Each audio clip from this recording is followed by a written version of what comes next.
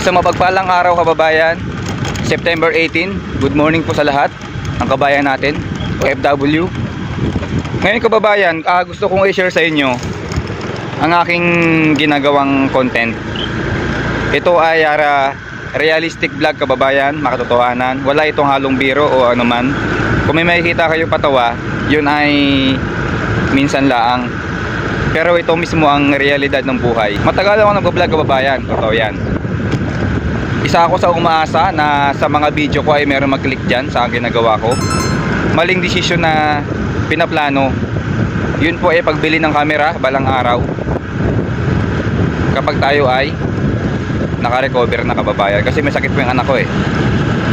Ngayon, ang napansin ko lang, mali pong desisyon yun. Kaya ako nasabing mali kababayan kasi hindi porket maganda ang camera mo o sabihin natin na malinaw, pero yung content mo hindi naman pinapanood ng tao, wala rin yung kababayan. Kaya gusto kong iparating sa video na ito kung ano po meron tayo na kagaya ng cellphone na ito.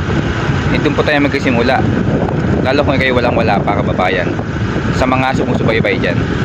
At maraming salamat po. God bless. September 18